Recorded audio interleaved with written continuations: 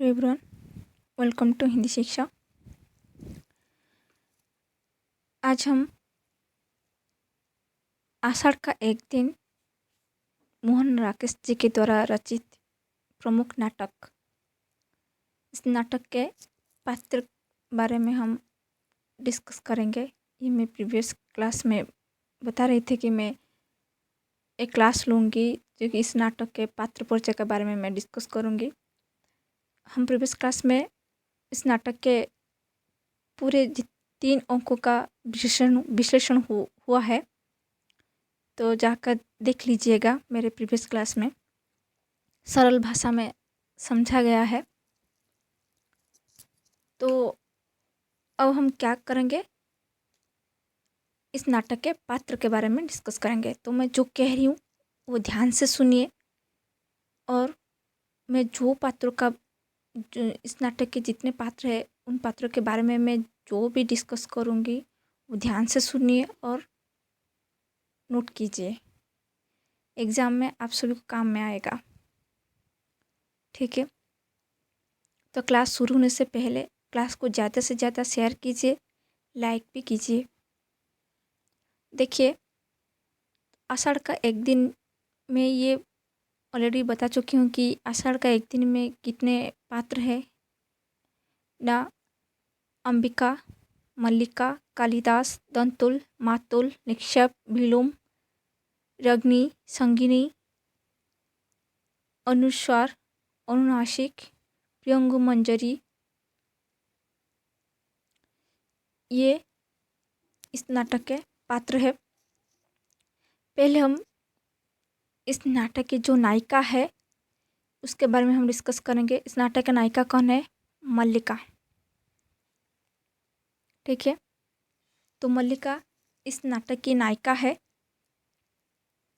सर्वाधिक प्रभावशाली है, महत्वपूर्ण, सशक्त और धुरी चरित्र भी है। मैं जो भी पात्रों के बारे में बता रही हूँ ध्यान से सुनिए, क्योंकि मैं पॉइंट पॉइंट में बता रही हूँ, ठीक है। तो मल्लिका जो है वो इस नाटक की नायिका है, और वो सर्वाधिक प्रभावशाली भी है और महत्वपूर्ण, सशक्त और धुरी चरित्र है, और कालिदास की अनन्य और एकनिष्ठ प्रेमिका भी है, और कालिदास की प्रेरणादायी भी है, परम स्वाभिमानी है, संवेदनशील है, भावना की ऊंचाईस्ता, अहिंसा और करुणा की प्रतिमूर्ति, पितृहीना। पितृहीना का मतलब समझ में आ रही है ना, उनके पिता नहीं है। अल्हड़ ग्राम्य वाला और चंचल है, माता अंबिका के आंचल तले पली बढ़ी युवती है, भावना में जीने वाली है, स्वयं टूटकर भी कालिदास के बने रहने की लालसा, और कालिदास की सृजनात्मक शक्तियों की प्रतीक है। सिद्धनाथ कुमार के शब्दों में ये मल्लिका के बारे में कहा गया है कि कल्पना प्रसूत चरित्र कालिदास की प्रेमिका के रूप में अत्यंत कोमल, करुण, प्रेममयी नारी मूर्ति है, और आरंभ में प्रेमोन्माद का चरम रूप, आदंत कालिदास के प्रति पुनः समर्पित, अंत में वीरंगना रूप महत्वपूर्ण है, और आधुनिक खंडित प्रताड़ित नारी का व्यक्तित्व है। ये सिद्धनाथ कुमार जी ने अपने शब्द में लिखे हैं। तो ये था मल्लिका के बारे में, मल्लिका का चरित्र के बारे में कैसे था, समझ में आ गया। नेक्स्ट जो चरित्र का वर्णन हुआ है वो है इस नाटक का नायक। वो कौन है? कालिदास। तो कालिदास इस नाटक का नायक है, ऐतिहासिक पुरुष है, एक महान संस्कृत साहित्यकार के रूप में प्रतिष्ठित हस्ती है। ऋतुसंहार, कुमार संभव, अभिज्ञान शाकुंतलम, रघुवंशम, मेघदूत इत्यादि रचनाओं के रचनाकार है। अहिंसक और उदार व्यक्तित्व भी है। भावुक, दयालु, परम स्वाभिमानी है। प्रकृति पुत्र है। निर्लोभी, राज्य सत्ता व धन से विमुख है। निडरता है। निडरता कैसे होती है ना, हरिण शावक के संबंध में दंतुल का प्रसंग से ही दिखने को मिलता है कि कालिदास निडरता है। और अहिंसक एवं आत्म केंद्रित व्यक्तित्व है। असफल राजनेता है। दुर्बल हृदय प्रेमी है। उज्जैन जाकर प्रेमिका से विमुख है। प्रियंकु से विवाह करता है। कश्मीर का शासक है। आलोचकों को आरोप है कि नाटककार मोहन राकेश ने कालिदास जैसे वृत्ति तपस्वी महात्मा को एक दुर्बल व्यक्ति के रूप में चित्रित किया है। तो इसी संबंध में नाटककार का मंतव्य है कि आषाढ़ का एक दिन में पराजित व्यक्तित्व टूटा हुआ कालिदास नहीं है, वो कोमल, अस्थिर और अतंद्वत से पीड़ित है। तो मोहन राकेश का कालिदास काल्पनिक व्यक्ति के साथ साथ ऐतिहासिक चरित्र भी है। और मल्लिका निक्षेप के साथ जगदम्बा मंदिर जाकर कालिदास की उज्जैन जाने के लिए प्रेरित और बाध्य करती है। तो उसे आचार्य वरुचि उज्जैन ले जाने आते हैं। उनके साथ साथ अश्वरोही, दुरथ और दो रथवाह होते हैं। तो ये था कालिदास के चरित्र के बारे में। नेक्स्ट जो चरित्र है वो है विलोम, जो कि ग्राम्य पुरुष है, जो कि इस नाटक का मतलब इस नाटक में जो कालिदास जो है इस नाटक के नायक, उस नायक का प्रतिद्वंदी पात्र है। कुछ विद्वान की दृष्टि से विलोम खल पात्र है। शुद्ध हृदय वाला है। मल्लिका का हितैषी है।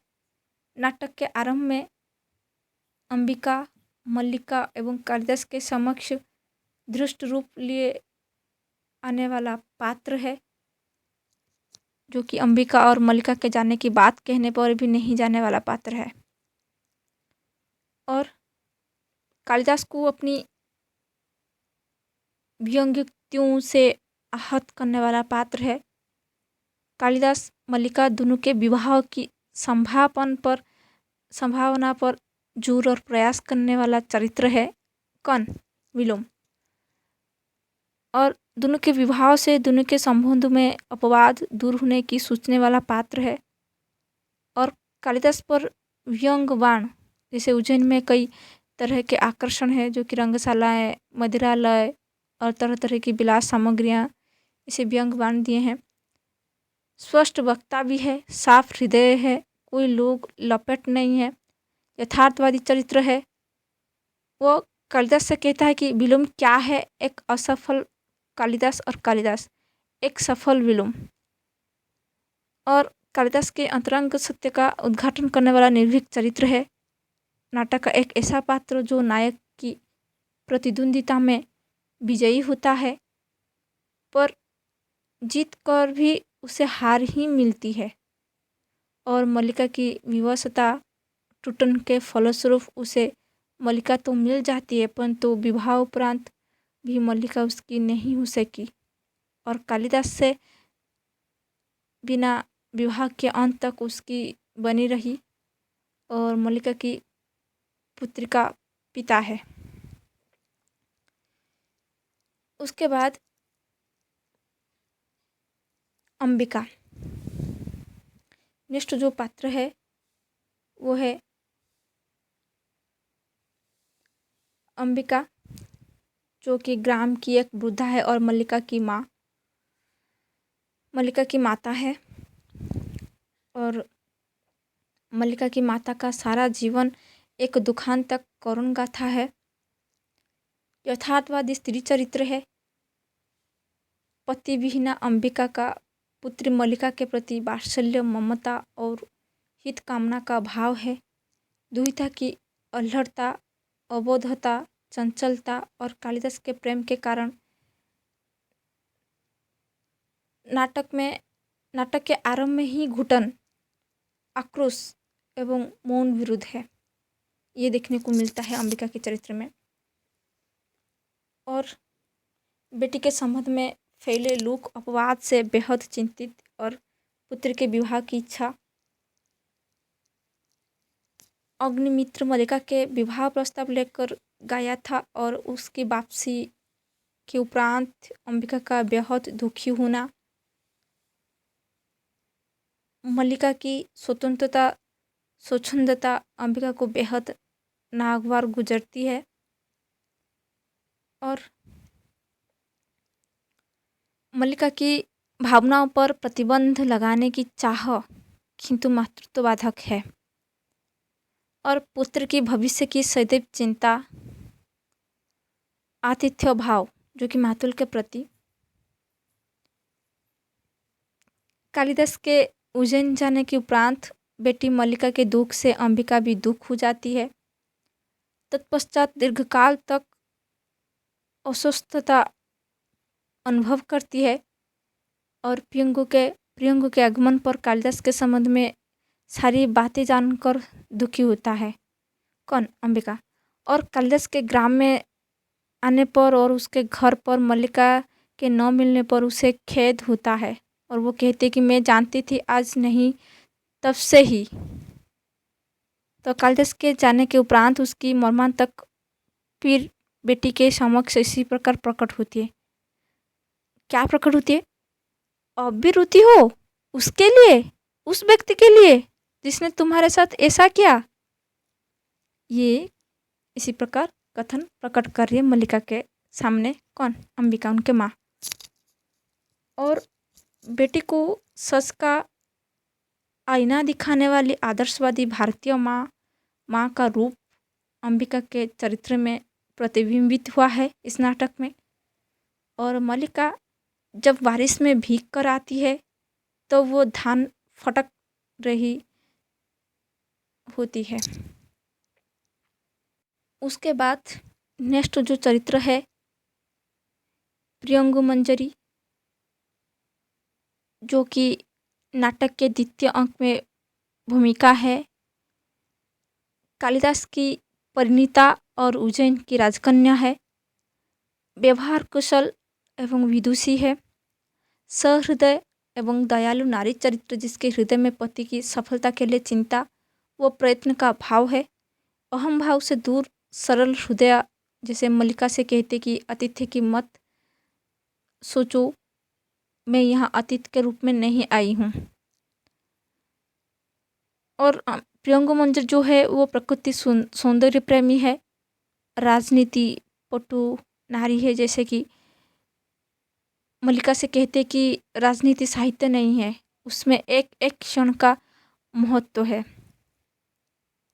और मातुल के घर का परिसंस्कार करने वाली तथा मल्लिका की दयनीय दशा देखकर सहानुभूति प्रकट करने वाली एवं मदद का आश्वासन देने वाली स्त्री चरित्र है प्रियंगु मंजरी। और मल्लिका एवं अंबिका के कष्ट को भली भांति समझकर उन्हें दूर करने का प्रयास करने वाली किंतु अस्वीकृत के कारण नहीं कर पाने वाली स्त्री चरित्र है। और मल्लिका के ब्याह की चिंता और अपने किसी राजकीय अधिकारी से ब्याह करने की इच्छा प्रकट करने वाली स्त्री चरित्र है। कौन? प्रियंगु मंजरी। और नेक्स्ट जो चरित्र है वो है मातुल, जो कालिदास की मामा है, कालिदास का मामा है। नाटक का एक ऐसा पात्र है जिसकी उपस्थित नाटक के तीनों अंकों में है। चटकरिता एवं खुशामंदी पात्र जो है, जो कि कभी प्रियंगु कभी मल्लिका की खुशामंद करना और राजपुरुष के द्वारा कालिदास को लेने आने की बात जानकर बेहद प्रसन्न होकर वो कहना कि राज्य की तरफ से हमारे वंश का सम्मान हो रहा है। और कालिदास के साथ उज्जैन प्रस्थान होता है, परंतु इसे राजकीय आबोहवा नहीं भांति है। और वो वापस आने पर कहता है कि राजप्रसाद में रहने से अधिक कष्टकर स्थिति संसार में और कोई हो ही नहीं सकती। और कालिदास के कश्मीर छोड़ने वो संन्यास लेने की सूचना मल्लिका को मातुल से ही मिलती है।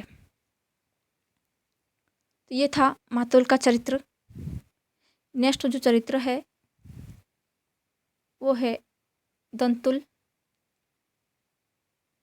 जो राजपुरुष है। प्रथम अंक में मंच पर प्रवेश करता है। उसके द्वारा छुड़े गए बाण से आहत हरिण साबू को लेकर कालिदास से मल्लिका के घर में नोक झोंक करता है और हरिण साबू को अपनी संपत्ति समझकर कालिदास से मांग करती है और कालिदास से वो कहने पर ही इसी प्रदेश में हरिणों का आखेट नहीं होता। राजपुरुष तो दंतुल कह उठता है कि राजपुरुष के अपराध का निर्णय ग्रामवासी करेंगे और राजपुरुष के अधिकार बहुत दूर तक जाते हैं। और कालिदास का नाम मल्लिका के मुख से सुनकर उसकी राजसत्ता का नशा काफूर हो जाता है और दंतुल मल्लिका को बताता है कि उज्जैन की राज्यसभा का प्रत्येक व्यक्ति ऋतुसंहार के लेखक कवि कालिदास को जानता है और वहाँ के सम्राट कालिदास को राजकीय राजकवि का आसन देना चाहते हैं। तो कुल मिलाकर दंतुल का चरित्र पट पर सत्ता के नशे में चूर एक राजपुरुष के रूप में चित्रित हुआ है।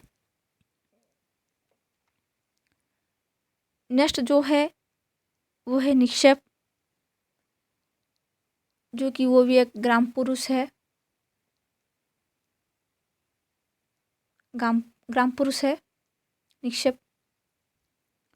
वो नाटक का गौण पात्र है। मातुल उसे आचार्य बरूच के पास यह छोड़कर जाता है कि मेरे आने तक इनके पास रहना, किंतु ऐसा नहीं होता है और कालिदास और मल्लिका का हितैषी एवं शुभचिंतक है। कालिदास को खुजरी में महती भूमिका है। कालिदास के सच्चे मन का ज्ञाता है, जैसे उन्हें राजकीय सम्मान का मोह नहीं है, वो इसी पर्वत भूमि को छोड़कर जाना नहीं चाहते और मल्लिका के अंतस चेतना को झकझोर कर कालिदास को उज्जैन भेजने में सराहनीय भूमिका है निक्षेप की।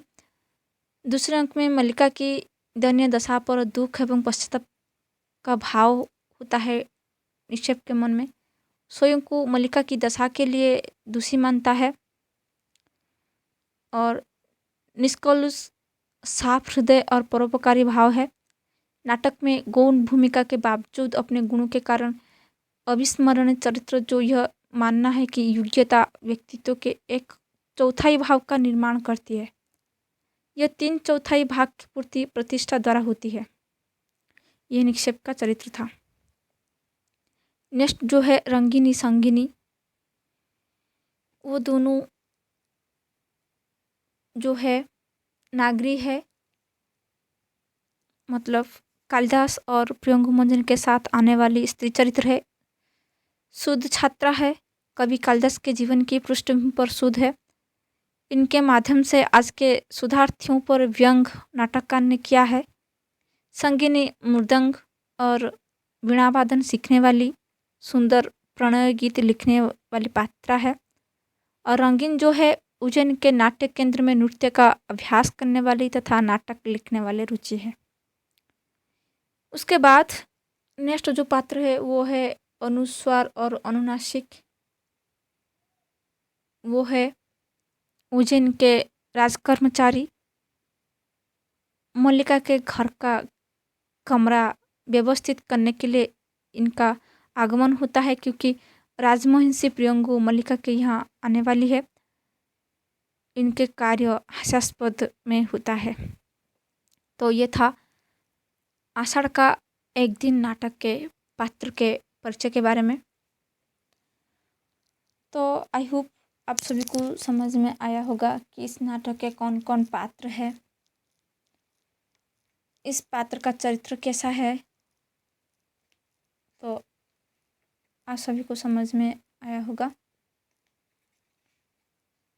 ठीक है, तो नेक्स्ट क्लास में हम आषाढ़ के एक दिन के कथा वस्तु सारांश के बारे में हम डिस्कस करेंगे कि ये नाटक के इस नाटक के माध्यम से मोहन राकेश जी ने पाठक को क्या बताना चाहते हैं, तो यह हम देखेंगे।